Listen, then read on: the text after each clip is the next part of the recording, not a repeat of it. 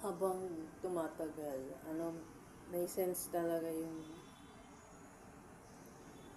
yung quote na you can give them knowledge, but you cannot make them think. Some people want to remain fools only because the truth requires change.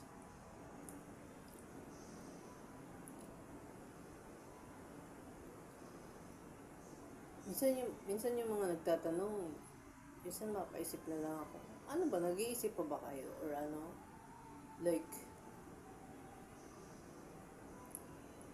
di ba alam kung ginagamitan pa ng isip or ano-ano na lang. Tanong ka ng tanong na may gumaling dyan, wala nga. Imagine mo, tatanong ka kung may gumaling ba sa meds. Inabot ka na ng dekada, nag-meds ka pa rin. Diba sabi ko, ano ba naman, mag-isip-isip ka?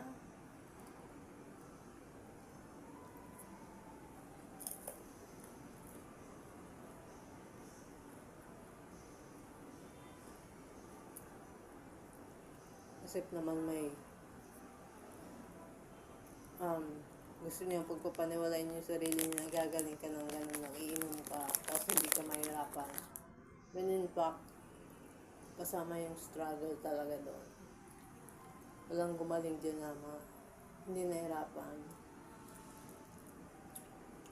Para kang yung sinabi sa quote ni para kang nakikipagtawanan sa success.